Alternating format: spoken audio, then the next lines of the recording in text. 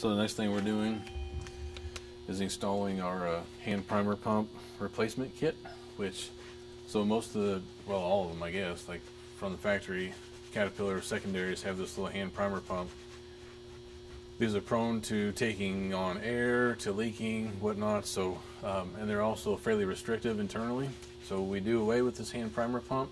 One of the reasons we can do that in these instances is our AirDog system is going to do the work of priming the system. So we no longer need this hand primer pump. So we're going to get rid of this. We have a new ported cap. This again is ported for fuel flow. And so we're going to remove that one. We'll replace it with this cap, but we have one little drilling operation to do in the process here, which we'll show you here shortly.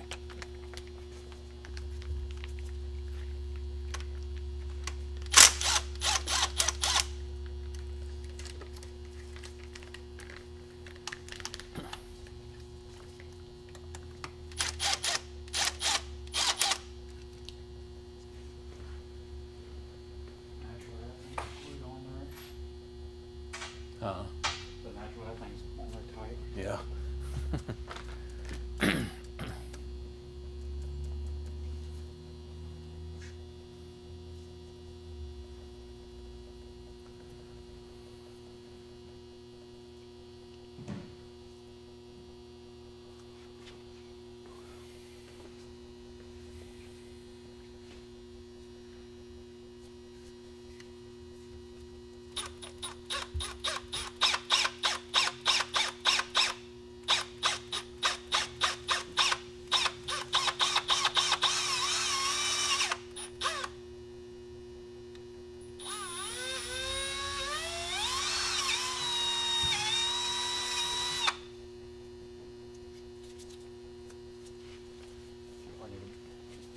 Alright guys, so here we have a removed secondary fuel filter head, which no need to remove the head. We actually just kind of took it off to show you what we did here. So while it's on the engine, actually you can still do this there, but we thought we'd make it easier to show you. So primer pump bypass valve on the side here, you remove that and then drill this opening to 3/8 inch. And you'll see this in the manual, but just kind of showing you exactly what we did here. So this valve out, drill here, and then we'll reinstall the system, back on the side of the engine with our new, imported cap and new gasket and whatnot. So again, it's all about flow. So opening up that restricted, fuel inlet here, just allowing fuel to flow through the whole secondary better.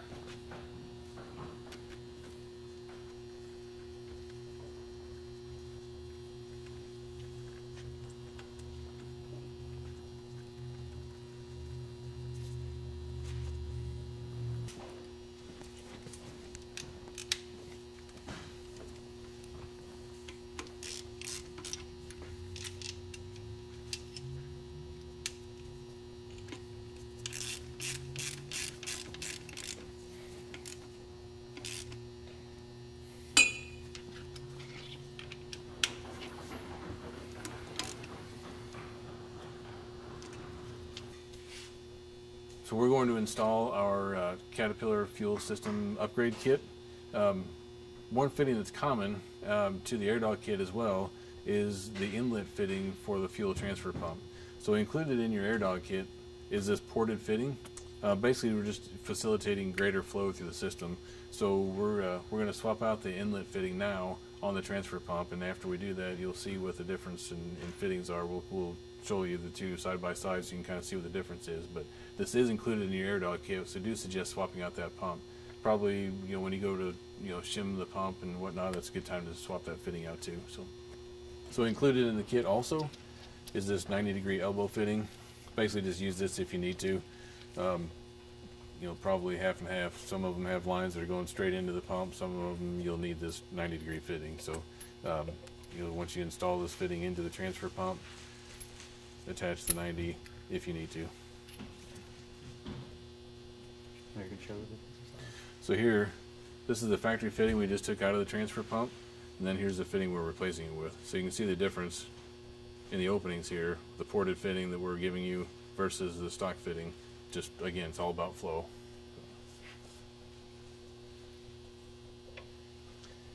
In this case, because it was a 90-degree fitting we took out, we're going to use our 90-degree swivel fitting. So we thought we'd take a moment to show you the assembly of these field attachable fittings here that are included in the AirDog fuel line upgrade kit for Caterpillar engines and some of our other kits as well. But this high pressure Strataflex type line uses a high pressure fitting, and we supply field attachable fittings so that you can cut the line to length and basically use them as where and how you need to. So it's a two-piece assembly. First piece goes on, it's reverse threaded. The collar is, and just a little lubrication on it helps kind of get that together. Then turn that down so it's fully seated on top of the line. We find it easiest to do this in a vise for the second step here.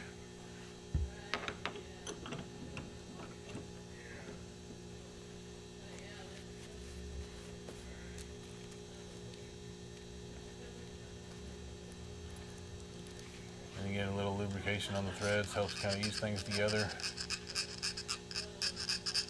These things are pretty easy to start out, but once you get down about halfway or so, they start to tighten up pretty good. So that's where the lube comes in handy.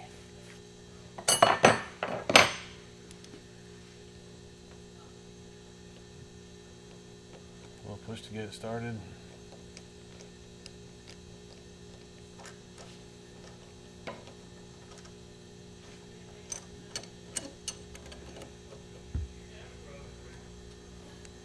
And turn it down the rest of the way.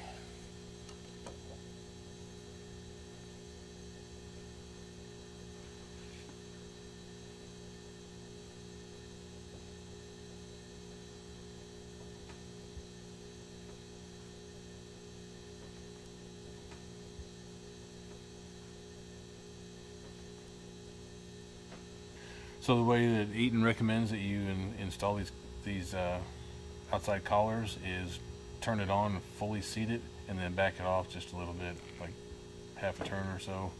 Makes it easier to get the second piece started.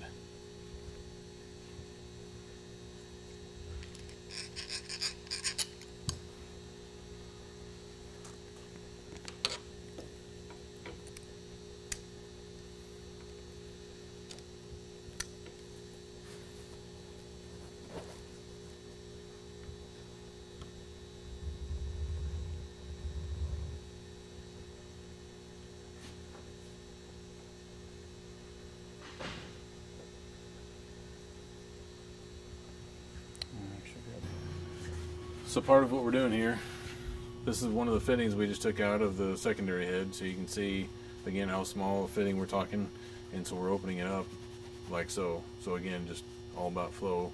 Ported fittings included. Your orange fittings are what we're installing here. We'll zoom in here and show that a little better here in a minute, but again, just see the flow difference here you can expect.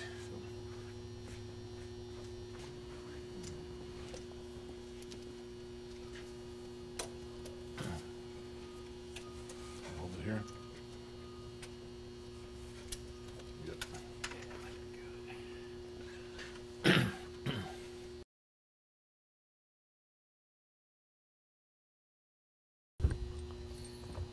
So whether you have a 40-pin ECM that's restrictive, or on the newer ones, a steel pipe in the front that's restrictive, this is the part where we're going to reverse the flow of fuel. So we put in a ported fitting in the back of the head, and we're going to move the factory return line here, and it's going to run to the front. So you're going to leave it hooked up here, just like it would as usual. We're going to move this line here to the front, and then we're going to make a new line from the outlet of the filter head to the back of the cylinder head to feed the fuel in through 1/2-inch ported fitting.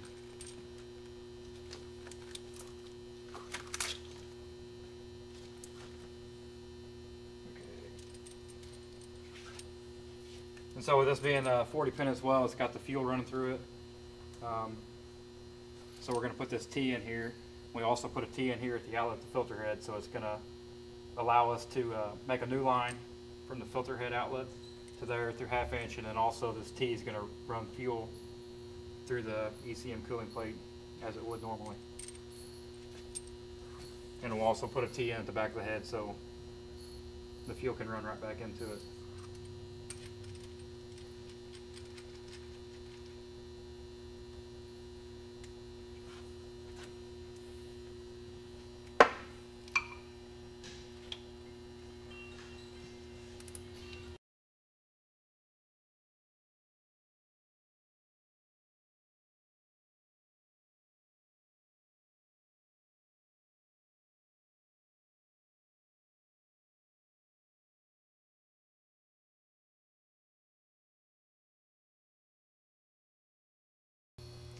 We have two new T's that we installed.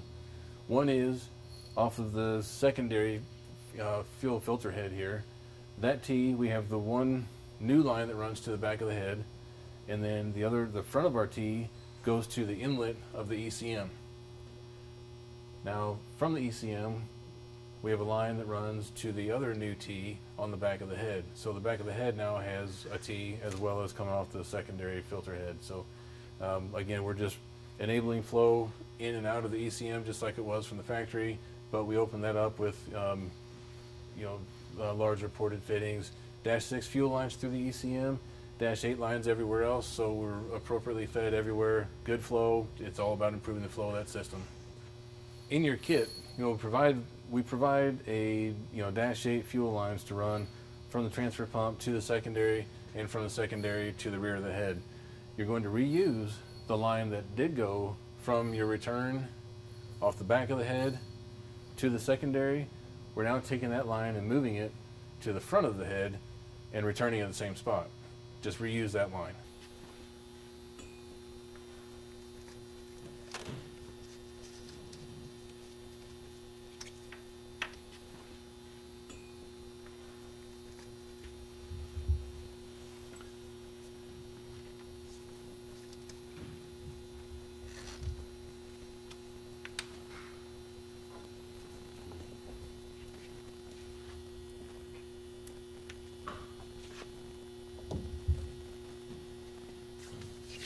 So we attached the gauge to the compy check on the top of the secondary fuel filter. Basically just going to check AirDog pressure to see what kind of pressure we're putting into the fuel system. And then we can also start the engine and we'll check transfer pump pressure as well going into the secondary.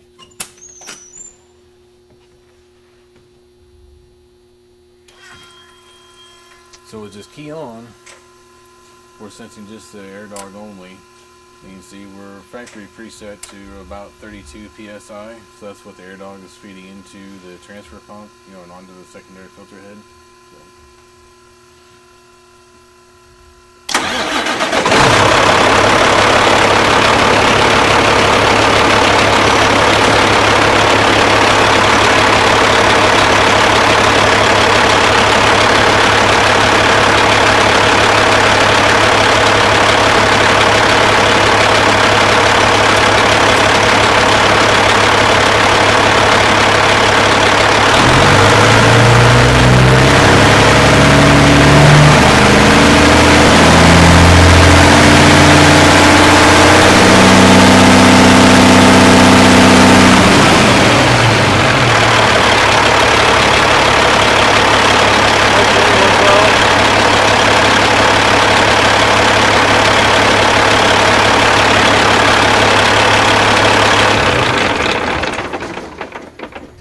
So our target pressure is 118 to 120 psi.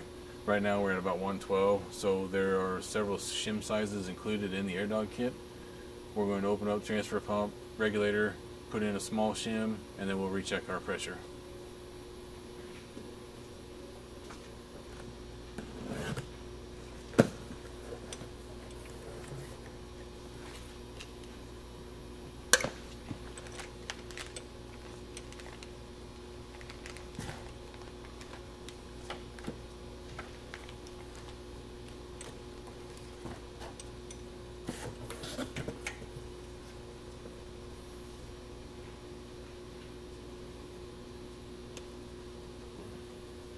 Yeah, depending on the age of your pump, there's 3 different generations of pumps that it could be.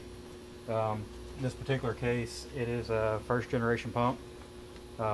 All 3 generation shims will be in the kit, so you'll just have to identify which one you have after you get the cap off the regulator. This is the first gen pump, so it does have a stiffener pin in there. We provide you with a new one.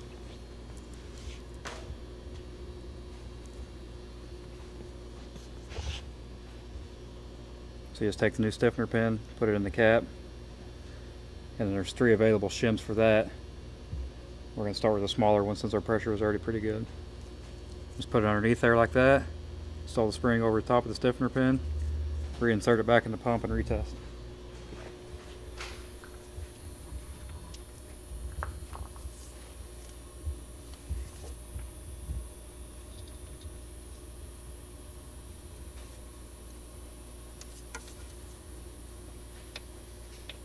There's going to be a little more tension on it now too that you got a shim in there, so a little bit harder to get started than factories.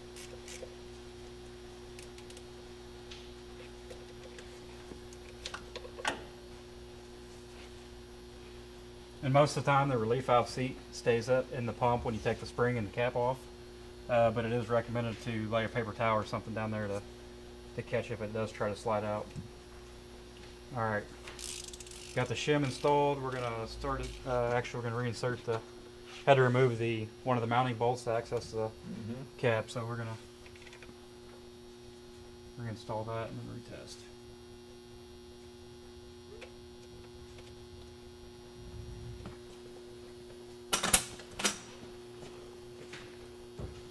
Alright, retesting for pressure.